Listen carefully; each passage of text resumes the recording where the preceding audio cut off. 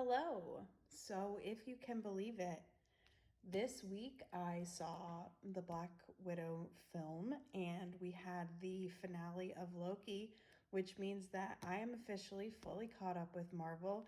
And this art journal is 100% complete. Literally, the entire thing is done front to back, and I didn't rip out any pages. It fit perfectly, which is incredible. So, what we're going to do today is just flip through what I worked on for phase 4 so far. And then there will also be I'll do timestamps as well, just for fun. And then there will also be a flip through video coming where I will flip through this entire thing because it's done and because I want to. So, this is where we left off. We had our phase 3 reflections, and then we were looking ahead at phase 4, and then I don't know if some of this is going to be phase 5. You all know the calendar of upcoming Marvel stuff is long and insane. So we had that. And then the first thing we're going to talk about is WandaVision. So I'm going to just flip through slowly and kind of talk about each thing as we go. So WandaVision, I did watch in real time as it was released, January to March of this year. But I also rewatched it after having seen all the movies since my watch through. I watched it a second time. Yeah, I love it. It's so good. The relationship between Wanda and Vision and the way that it's kind of like, it's obviously like superhero magic stuff, but it's also a study of like grief and trauma and forgiveness and understanding yourself and how your story doesn't have to define you. And, as a 90s kid who had TGIF and TV Land, I loved the sitcom aspect. I think creatively it was just so beautifully done. And the performances of everyone involved, but especially Elizabeth Olsen and Paul Bettany, I just thought that they were so incredible. So we have here where I talk about a little bit of the other cast. Obviously, Catherine Hahn as Agnes slash Agatha. Oh my gosh, like perfection. I loved seeing Darcy again, especially since I've done this watch through. I loved Jimmy Woo. And of course, Monica is incredible. I can't wait to see more from her. As far as like fake Pietro goes, I don't know, like leave it in the comments what you think. For me personally, I still think, especially after seeing Loki in that timeline explosion, I don't think it was nothing. So I mean, bringing Evan, what's his name, Evan Peters, into it is just such a pointed choice now that the Sony films belong to Marvel. I don't know. Let's talk about it in the comments. I don't think it was nothing. That's my conclusion. So here is my WandaVision art. I really, really, really wanted to highlight the hexagon, which was so prevalent through the whole season. And of course, this line, what is grief but love persevering, was like, wow, like that's some serious writing. And I loved it. And also, I love this final scene between the two of them. So I wanted to use that image. And now we're moving on to The Falcon and the Winter Soldier, which I did not watch in real time. I avoided very successfully, more or less, all spoilers and watched the show in like one day after I had watched all the films. And I'm really glad I did that. I think a lot of it would not have connected for me if I had tried to watch it without seeing Endgame, that kind of thing. So I'm really, really glad I waited. I definitely did not like this show as much as WandaVision, but these two, Sebastian Stan and Anthony Mackie, Bucky and Sam as the Falcon, are so good that I will rewatch this season multiple times just for the two of them. I love their relationship. I love each of their individual stories, and then I love how their stories kind of meet. I just think they're just the like really, really talented actors, and I loved their performances. There's a thunderstorm happening, so if you can hear that as I'm recording, sorry about that. It's like ASMR. So I loved them. I did really think that the shadow of Steve Rogers, I say it up here, is like all over this series in so many different ways because of obviously Sam kind of rejecting the shield and not being sure if he wants to take on the mantle of Captain America, and then obviously Bucky and his relationship with him, but then also in like more negative ways of like maybe not so much Steve, but just the mantle of Captain America in general. Like, what does that really mean? Um, and who can like use that figure and that persona in a way that is not very good. Obviously, with what's his name, that guy who was Walker, right? John Walker. He was he was a mess. So a little bit more here. Obviously, talking about this crazy dude. I really liked Battlestar, and I said here I wish that he wasn't like tied to this guy. I wish that we had just been able to see more of him. Zemo is really cool. Again, like I'm glad that I waited so that I had the full picture of who he was. Really just such a like fun juicy villain. Like I don't know, he's just so fun. I don't know that I loved that Sharon was like a bad guy in the end. I don't really think I know about all that. Like I feel like I would have to watch it again with that knowledge to like fully absorb it. Interesting, very interesting, I guess.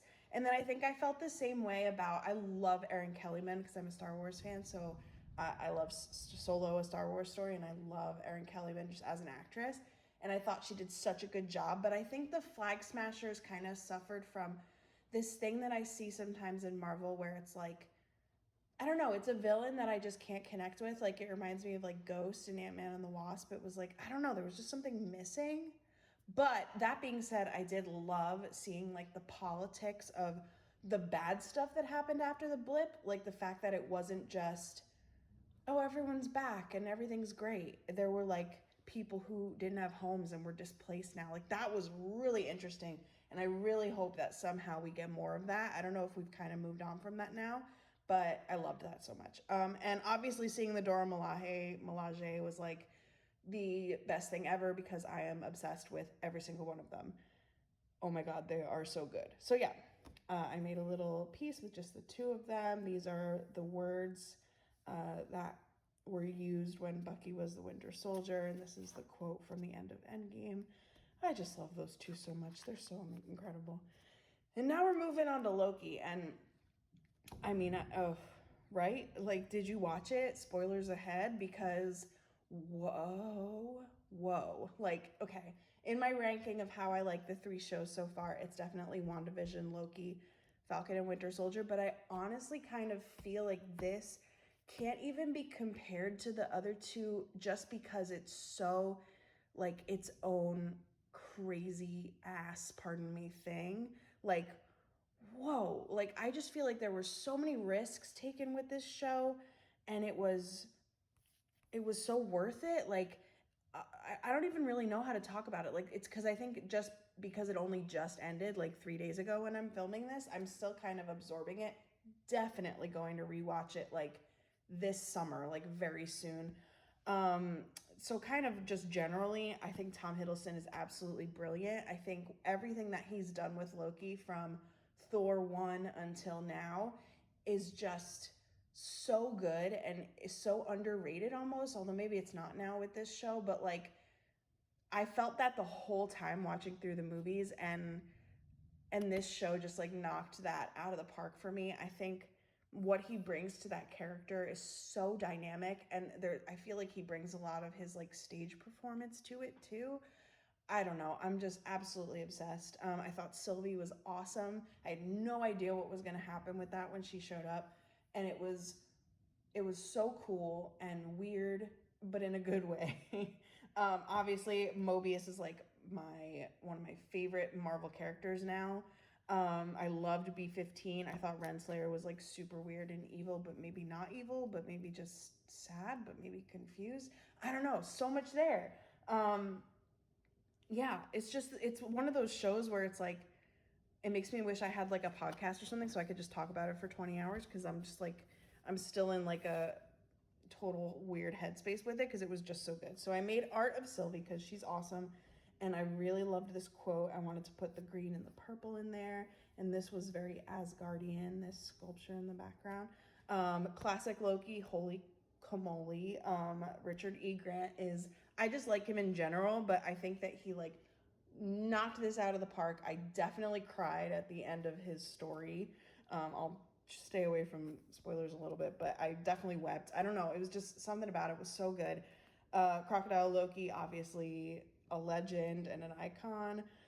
And Jonathan Majors, like, wow, really cool guy. Cannot wait to see what's going to happen with that. I feel like this show, it's not even like this show opened the door to a new Marvel phase of Marvel. I feel like this show opened the door on a plane and we were DB Cooper and we just got kicked out of the plane into who knows what. Do you know what I mean? Like, I don't know. It's like, what the heck is going to happen now? That's how I feel. So anyway, I'm still kind of reeling from Loki. I absolutely loved it though.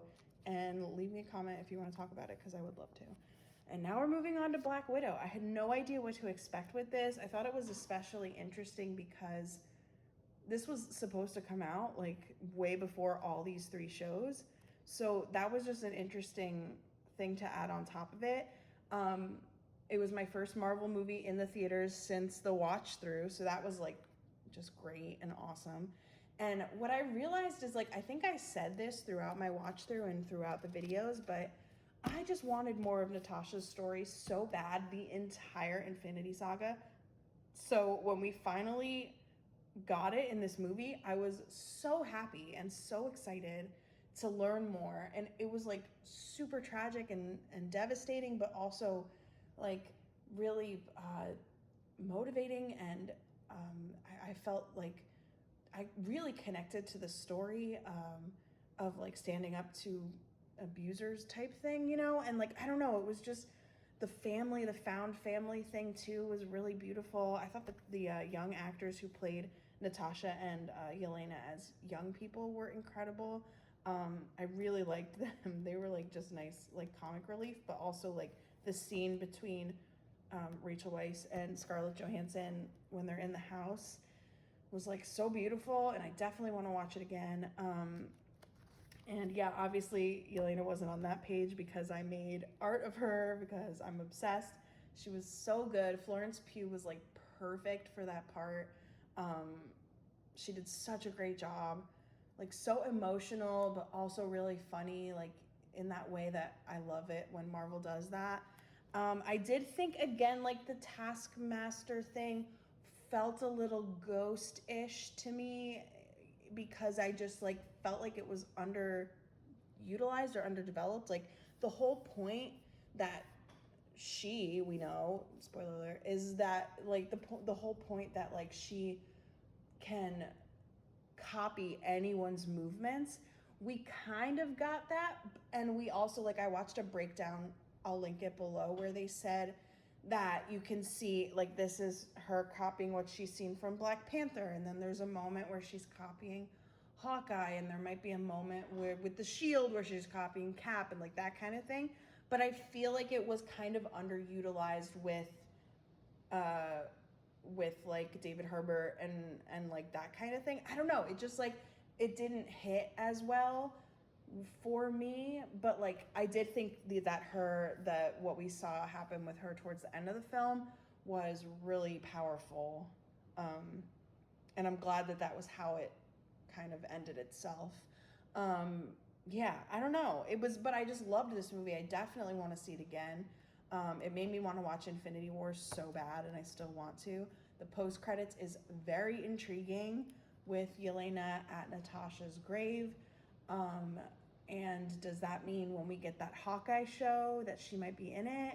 I don't know, but I hope so because I just want to watch like a Yelena show, honestly. So anyway, great movie. Loved it. Can't wait to see it again. So on this page, I just wanted to talk about, I had a spare page, you know, so I kind of wanted to just talk about some of my favorite characters that I feel like I didn't talk about enough in their respective movies. So yeah, I love Gamora. I feel like I probably talked about it in the Infinity War video, but I don't know. She's just so cool. I want to rewatch every movie with her in it because I just really liked her way more than I thought I did. As I said, I'm absolutely obsessed with the Dora Milaje, especially Okoye. Just perfection. Is there any other word for it? I think I talked a lot about Shuri. Love Letitia Wright. And I don't know what's going to happen with Black Panther 2 and whatever's upcoming, Wakanda Forever and all that. But I just can't wait to see the two of them on my screen forever. And I love them. And as I said, Jimmy Woo, so much fun. I loved, because I had already watched WandaVision, I loved seeing him in Ant-Man and the Wasp, and then going back and seeing him in WandaVision again. He's just so fun, and I really hope that he's a big part of whatever's coming next. So yeah, and then I have a little page with just what's left for this year. I believe this is everything. Shang Chi, Legend of the Ten Rings. The trailer looks so flippin' dope, and I'm excited for it. I think it's cool because it seems like maybe it's not totally related to this multiverse madness that we have going on. So it's like kind of cool to have have a story that's maybe not directly connected to that, but like don't quote me because what do I know? But I'm very, very excited for it. Love it. Love the trailer. Really, really psyched. As far as this goes, Eternals, I did not watch the trailer, and I'm going to try to go in as blind as possible to this one. I really love the cast, but I don't know anything else about it. And I'm going to try to keep it that way because I feel like I know enough about Shang-Chi, and I've watched every trailer, and I feel like I know a lot about as far as like Spider-Man and that, but I don't know anything about this. So I'm going to try to go in blind. I don't know. It could be fun. And yeah, really excited for No Way Home, especially after Loki. Like, what the heck is going to happen?